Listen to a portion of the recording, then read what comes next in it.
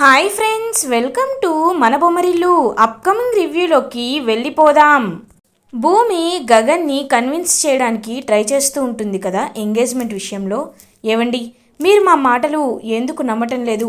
ఒకవేళ మా నాన్నతో ఫోన్ చేపించి నిజంగా మా నాన్న ఈ పెళ్ళికి ఒప్పుకున్నాడంటే మీరు నమ్ముతారా అని అడుగుతుంది భూమి. సరే, మీ నాన్నకి ఒకసారి ఫోన్ చేపించి మాట్లాడించు, అప్పుడు నేను నమ్ముతాను అని అంటారు గగన్. ఇంక వెంటనే భూమి శరత్ చంద్రకి కాల్ చేస్తుంది. హలో నాన్న, ఒకసారి మీతో గగన్ గారు మాట్లాడతారంట అని గగన్కి ఫోన్ ఇస్తుంది. హలో మిస్టర్ శరత్ చంద్ర అని అంటారు గగన్. ఏంటి గగన్ గారు అని అంటారు శరత్ చంద్ర. మీరు నిజంగా మా పెళ్ళికి ఒప్పుకున్నారని భూమి నా దగ్గరికి వచ్చి చెప్తుంది. ఇందులో నిజమేంతో అబద్ధమేంతో నాకు అర్థం కావట్లేదు. మిమ్మల్ని నేను నమ్మచ్చా అని అడుగుతారు. తనైతే గగన్, మిమ్మల్ని ఎప్పుడు అరే ఓరే అని పిలిచేవాణ్ణి, అలాంటిది గారు అని పిలుస్తున్నాను. అది మాత్రమే కాదు, మిమ్మల్ని నేను పెళ్ళికి ఒప్పుకోకపోతే నా కూతుర్ని ఎందుకు పంపిస్తాను అని అడుగుతారు శరత్ చంద్ర. అయితే నిజంగా ఒప్పుకున్నారన్నమాట అని మనసులో అనుకుంటాడు గగన్. ఇన్ని చెప్పాను, ఇంకా నీకు నచ్చకపోతే నేనేమీ చేయలేను, నువ్వు నన్ను నమ్మకపోతే నేనేం చేయలేనని కాల్ కట్ చేసేస్తారు శరత్ చంద్ర. ఏవండి, ఇప్పటికైనా మా ఇంటికి రేపు వస్తారా అని అడుగుతుంది భూమి. వస్తామని చెప్తారు గగన్. భూమి గగన్ని ప్రేమగా హక్ చేసుకుంటుంది. ఇదంతా చూస్తూ శారద చాలా అంటే చాలా హ్యాపీగా ఫీల్ అవుతారు. భూమి ఇంకా హ్యాపీగా ఇంటికి వెళ్ళిపోతుంది. ఇది ఇలా ఉండగా మార్నింగ్ అవుతుంది. భూమి గగన్ల పెళ్లి చూపులకి అన్ని ఏర్పాట్లు జరుగుతూ ఉంటాయి. చెర్రీ, రేయ్ ఈ పూలదండలు అక్కడ కట్టండి, ఇక్కడ చేయండి అని చెప్పి అన్ని పనులు చేపిస్తూ ఉంటారు. ఇంకా కృష్ణప్రసాద్ చెర్రీ వైపు చూస్తూ, చెర్రీ ఇవన్నీ నువ్వే దగ్గరుండి అని అంటారు. నాన్న, అన్నయ్య సంతోషం కంటే మనకేం కావాలి చెప్పు అని హ్యాపీగా అంటారు. అప్పుడే ఇందు వంశీ కూడా ఇంటికి వస్తారు. ఇందు అని ఇందుని పలకరిస్తారు వెళ్ళి. చెర్రీ, రే అన్నయ్య, నిజంగా చాలా బాధగా ఉందిరా అని అంటారు. ఏయ్, పెళ్లి పెట్టుకొని బాధ ఏంటే, నువ్వు అలా అనద్దు నాన్న, నువ్వు వీళ్ళని చూసుకో అని చెప్పి ఇంకా వెంటనే ఇద్దరు అయితే వెళ్ళిపోతారు అక్కడి నుండి. ఇంకా బిందుని అందరూ పలకరిస్తూ ఉంటారు. శరత్ చంద్ర దగ్గరికి వస్తారు బిందు అండ్ వంశీ.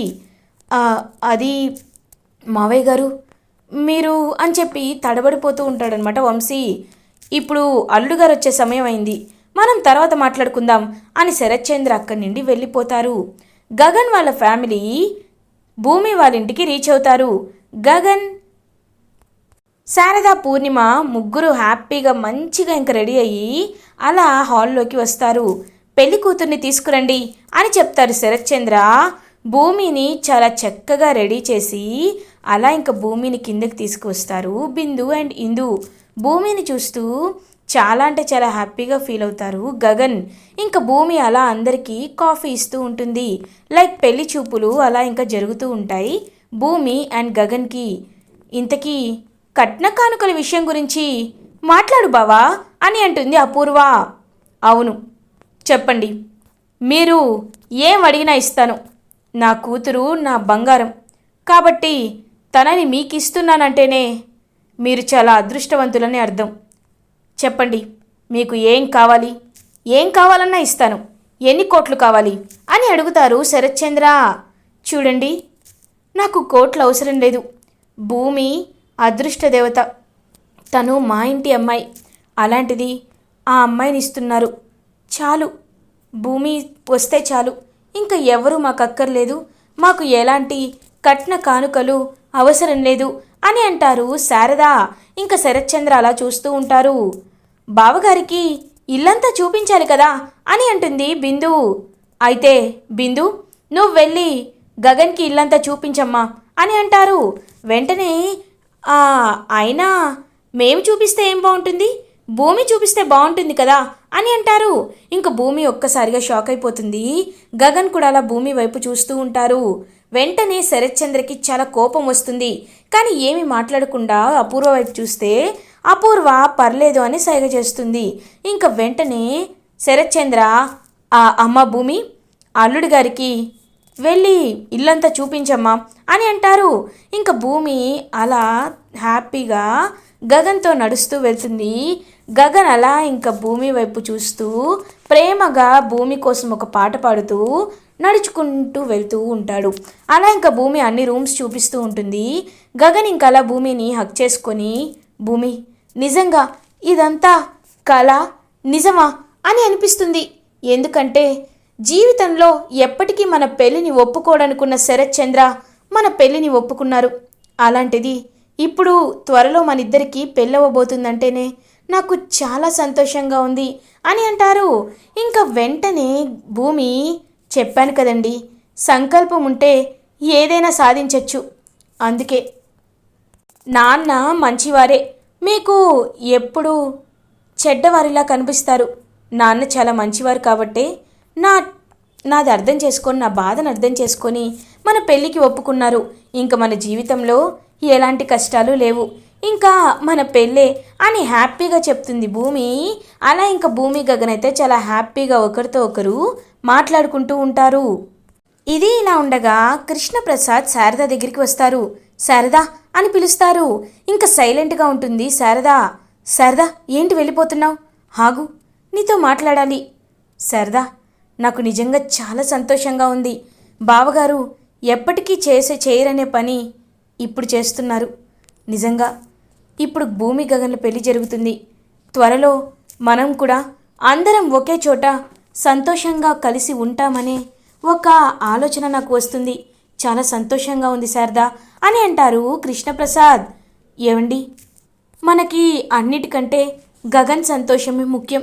అందుకే నేను గగన్ కోసమే ఆలోచిస్తున్నాను అని అంటుంది శారద. నిజంగా ఏ దేవత శరత్చంద్ర గారి మనసు మార్చిందో తెలియదు, కానీ ఆవిడికి ఎంత మొక్కుకున్నా తప్పే లేదు అని హ్యాపీగా చెప్తారనమాట. అలా ఇంకా కృష్ణప్రసాద్ పాపం మనసులో, మీతో నాకు విడాకులు అవ్వాలని, మన బంధం పూర్తిగా తొలగిపోవాలని వాళ్ళు మాట తీసుకున్నారండి. లేకపోతే గగన్ పెళ్ళికి ఒప్పుకునే వాళ్ళు కాదు అని మనసులో బాధపడుతూ అక్కడి నుండి వెళ్ళిపోతారు శారద. ఇది ఇలా ఉండగా భూమి గగన్ హ్యాపీగా ఇంక కిందకి వస్తారు. ఇల్లంతా చూసావా గగన్ అని అడుగుతారు వంశీ. చూశాను బావగారు అని చెప్తారు గగన్. అయితే పంతులు గారిని పిలిపించి ఎప్పుడు ముహూర్తం పెట్టించాలో చెప్పాలి అని చెప్పి అందరూ చెప్తారు. ఇంకా పంతులు గారు భూమి గగన్ల జాతకం చూసి, ఇంకొక వారం రోజుల్లో దివ్యమైన ముహూర్తం ఉంది, ఇప్పుడు మీరు పెళ్లి ఎంగేజ్మెంట్కి చాలా అద్భుతమైన ముహూర్తం ఉంది అని చెప్తారు. ఇంకా శరత్చంద్ర, శారద అందరూ హ్యాపీగా ఉంటారు. అప్పుడే కరెక్ట్గా తాంబూలాలు మార్చుకోవడానికి కూడా ఆ రోజే ముహూర్తం ఉంది అని చెప్పేసరికి శరత్చంద్ర ఓకే అని పంతులు గారిని హ్యాపీగా పంపించేస్తారు. ఇంకా గగన్ వాళ్ళు కూడా మేము వెళ్ళొస్తామని చెప్పి ఇంకా హ్యాపీగా పాపం వెళ్ళిపోతారు గగన్ వాళ్ళు. ఇంకా భూమి బాల్కనీలో నుండి గగన్ని చూస్తూ ఉంటుంది. గగన్ చాలా హ్యాపీగా భూమికి ప్రేమగా బాయ్ చెప్తూ అక్కడి నుండి ఇంటికి వెళ్ళిపోతారు. ఇంకా మీరా చెర్రీ దగ్గరికి వస్తుంది. రే చెర్రీ, ఒకసారి ఫోన్ ఇవ్వరా అని అంటుంది. ఎందుకమ్మా అని అడుగుతారు. ఒక విషయం చెప్పడం మర్చిపోయానురా, ఫోన్ ఇవ్వు అని శారదకి ఫోన్ చేస్తుంది. అలా ఇంకా తనైతే ఒక్కసారిగా షాక్ అయిపోతాడు. చెర్రీ, ఏం చేస్తున్నావమ్మా అని అడుగుతారు. ఉండరా చెప్తాను అని హ్యాపీగా ఇంక ఫోన్ చేస్తుంది శారదకి మీరా. హలో, చెప్పురా చెర్రీ అని అంటారు. నేను చెర్రీని కాదు, మీరాని. చూడు, ఎలాగో భూమి ఇప్పుడు మీ ఇంటి కోడలవుతుంది కాబట్టి భూమిని నువ్వు జాగ్రత్తగా చూసుకోవాలి. భూమి కంట్లో కన్నీళ్ళు రాకుండా చూసుకోవాలి. ఎప్పుడూ తను నవ్వుతూనే ఉండాలి. వారానికి ఒకసారి ఖచ్చితంగా మా ఇంటికి పంపించాలి, లేకపోతే ఊరుకునేదే లేదు అని అంటుంది మీరా. ఇంకదంతా వింటూ భూమి, కృష్ణప్రసాద్ వీళ్ళందరూ చాలా హ్యాపీగా ఫీల్ అవుతారు. చూసావరా మేనకోడలపై ఎంత ప్రేమో మీ అమ్మకి అని అంటారు కృష్ణప్రసాద్. అలాగే మీరా, నువ్వు చెప్పినట్టే చేస్తాను అని అంటారు శారద. వీటిలో ఏ ఒక్కటి తప్పినా నేను అస్సలు ఊరుకోను, ఎందుకంటే భూమి నా కూతురు లాంటిది అని చెప్పి కాల్ కట్ చేస్తుంది. ఏంట్రా నన్ను చూస్తున్నారు, పదండి, వారంలో నిశ్చితార్థం, అన్ని పనులు మనమే చూసుకోవాలి, రండి అని చెప్పి ఇంక వాళ్ళనైతే తీసుకువెళ్ళిపోతుంది హ్యాపీగా మీరా. ఇది ఇలా ఉండగా శరత్చంద్ర ఒంటరిగా కూర్చొని ఆలోచిస్తూ ఉంటారు. వంశీ శరత్చంద్ర దగ్గరికి వస్తారు. "ఆ, మావయ్య, బాబాయ్, మీతో కొంచెం మాట్లాడాలి బాబాయ్, అది" అని తడబడుతూ ఉంటాడు వంశీ. "ఏంటి వంశీ, దేని గురించి మాట్లాడాలి?" "ఓ, మీకు ఇస్తానన్నా కట్నం గురించా?" అని అంటారు. అది అంటే" అని అంటారు. "నువ్వేమీ కంగారు పడద్దు, ఎవరు ఎన్నన్నా నేను ఇవ్వాల్సిన కట్నం నేను ఇస్తాను. అది మీ మావయ్య కృష్ణప్రసాద్ ఇచ్చినా ఇవ్వకపోయినా, సరేనా?" అని అక్కడి నుండి వెళ్ళిపోతారు. ఇదేంటి ఇలా మాట్లాడుతున్నారు? ఓ, గతం మర్చిపోయారని ఇందు చెప్పింది కదా, ఆ విషయమే మర్చిపోయాను. అయితే ఇంకా నాకు ప్రాబ్లమే ఉండదు. అమ్మయ్యా, ఇంకా నాకు ఎలాంటి ప్రాబ్లం లేదు. ఇప్పుడు కట్నం వస్తుంది కాబట్టి ఆ 60 లక్షల్ని అందులో కలిపేయచ్చు. నాన్న ఇంటికి వచ్చేస్తాడు అని హ్యాపీగా అక్కడి నుండి వెళ్ళిపోతాడు వంశీ. ఇది ఇలా ఉండగా అపూర్వ శరత్చంద్ర దగ్గరికి వస్తుంది. "అపూర్వ, నాకెందుకో ఇది నచ్చట్లేదు అపూర్వ. వాడేంటి నా కూతుర్ని ప్రేమించడం ఏంటి? నేనే వాళ్ళ పెళ్ళిని దగ్గరుండి జరిపించడం ఏంటి? నాకు ఇదంతా తలుచుకుంటుంటే పిచ్చెక్కుతుంది అపూర్వ" అని అంటారు శరత్చంద్ర. "బావా, ఎందుకు బావా టెన్షన్ తీసుకుంటున్నావు? నువ్వు కూల్గా ఉండాలి బావా. కూల్గా ఉంటేనే మన బ్రెయిన్ చాలా షార్ప్గా పనిచేస్తుంది. చూడు బావా, ఎంగేజ్మెంట్ ముహూర్తం పెడతాం, కానీ ఎంగేజ్మెంట్ వరకు వెళ్లకుండా మనం అడ్డుకుంటాం కదా బావా. అయినా ఆ శారద కేపీకి విడాకులు ఇస్తేనే కదా ఎంగేజ్మెంట్ జరిగేది. ఆ శారద విడాకులు ఇవ్వదు బావా, ఇవ్వదు. కాబట్టి ఈ పెళ్ళి ఆగిపోవడం ఖాయం బావా. నువ్వేమి కంగారు పడద్దు, వాడి విషయంలో బాధపడద్దు" అని చెప్పి ఇంకా అలా చెప్తారనమాట. ఇంకా వెంటనే శరత్చంద్ర కన్విన్స్ అయ్యి, "నువ్వు చెప్తున్నావు కాబట్టి నేను కన్విన్స్ అయ్యాను, కానీ నిశ్చితార్థం అయితే మాత్రం నేను తట్టుకోలేను" అని చెప్పి శరత్చంద్ర అక్కడి నుండి వెళ్ళిపోతారు. "అయ్యో పిచ్చి బావా, నిశ్చితార్థం ఏంటి? ఈలోపు నీ కూతుర్నో లేకపోతే వాడినో ఇద్దరిలో ఒకరిని ఖచ్చితంగా లేపేస్తాను కదా" అని మనసులో అనుకుంటుంది అపూర్వ. ఇది ఇలా ఉండగా ఈవినింగ్ అవుతుంది. గగన్ భూమికి ఫోన్ చేస్తారు. భూమి హ్యాపీగా ఫోన్ లిఫ్ట్ చేస్తుంది. "ఏవండి, ఏం చేస్తున్నారు?" అని అడుగుతుంది గగన్ని భూమి. "ఏంటి, నన్ను ఇంతకుముందు బావా అని పిలిచావు, ఇప్పుడు మళ్ళీ ఎందుకు ఏవండి అంటున్నావు?" అని అంటారు గగన్. "అంటే మీకు ఇష్టమో లేదోనని" అని అంటుంది భూమి. "భూమి, నువ్వు నన్ను అలా పిలుస్తుంటేనే నాకు చాలా హ్యాపీగా ఉంది, ఓకేనా?" అని అంటారు గగన్. ఇంకా వాళ్ళిద్దరూ అంత ప్రేమగా మాట్లాడుకుంటుంటే చాలా అంటే చాలా హ్యాపీగా ఫీల్ అవుతారు కృష్ణప్రసాద్ అదంతా దూరం నుండి చూస్తూ. "అమ్మయ్యా, నేను చెయ్యాలనుకున్నది జరుగుతుంది. నిజంగా నా కొడుకు, నా మేనకోడలు ఇద్దరూ ఇలా సంతోషంగా ఉంటే నాకు చాలా సంతోషంగా ఉంది" అని వాళ్ళిద్దరిని చూస్తూ మురిసిపోతూ ఉంటారు కృష్ణప్రసాద్. అపూర్వ కృష్ణప్రసాద్ దగ్గరికి వస్తుంది. "ఏంటి కేపీ, ఓ, నీ కాబోయే కోడలు సంతోషంగా ఉండడం చూసి మురిసిపోతున్నావా? అయినా పగటి కలలు బాగా కంటున్నావుగా, కను నేను డిస్టర్బ్ చేయనులే" అని అంటారు. ఒక్కసారిగా షాక్ అయిపోతారు కృష్ణప్రసాద్. "ఏంటి అపూర్వ గారు, మీ మైండ్ పనిచేయటం లేదా? అలా మాట్లాడుతున్నారేంటి? మా బావగారు శరత్చంద్ర గారి పెళ్ళికి ఒప్పుకున్న తర్వాత మీరు అడ్డుకోవడం ఏంటండి? మా బావగారు ఒకసారి నిర్ణయం తీసుకున్నారంటే అది ఎవరు చెప్పినా మానుకోరు. గగన్ భూమిల పెళ్ళి ఆయన జరిపిస్తున్నారు కాబట్టి ఇప్పుడు మీకు ఎలాంటి అవకాశం లేదు. ఆ కుళ్ళుని తట్టుకోలేక ఇప్పుడు ఇలా నాతో మాట్లాడుతున్నారా?" అని అంటాడు కృష్ణప్రసాద్. "అవునవును, బావే ఈ పెళ్ళికి ఒప్పుకున్నాడు, అది నిజం. కానీ బావని ఒప్పించింది ఎవరో తెలుసా? నేను. లేకపోతే బావంత ఈజీగా ఎలా ఒప్పుకుంటాడనుకుంటున్నావు కేపీ? మాకు ఒక ప్లాన్ ఉంది, ఒక పద్ధతి ఉంది. అందుకే నేనే భూమికి గగన్కి పెళ్లి చేద్దాం బావా అని బావను ఒప్పించాను. ఏంటో తెలుసా? ప్లాన్ ఏంటో తెలుసా? నీ భార్య, నువ్వు ఎంతగానో ప్రేమించి పెళ్లి చేసుకున్న నీ మొదటి భార్య శారదతో నీకు విడాకులు ఇప్పిస్తున్నాం కేపీ" అని అంటారు. ఒక్కసారిగా షాక్ అయిపోతారు కృష్ణప్రసాద్. "అపూర్వ గారు, ఏం మాట్లాడుతున్నారు మీరు? నా భార్య నాకు విడాకులు ఇవ్వడం ఏంటి?" అని అంటారు. "అవును, నిజం. కావాలంటే వెళ్ళి నీ భార్యనే అడుగు కేపీ, నేనెప్పుడు అబద్ధం చెప్పను కదా. నీ భార్య నీకు విడాకులు ఇవ్వడానికి ఒప్పుకుంటేనే ఈ పెళ్ళిని సెట్ చేశాం. ఒకవేళ తను ఎప్పుడైనా క్యాన్సిల్ చేసుకుంటే ఈ పెళ్ళి అర్ధాంతరంగా ఆగిపోతుంది.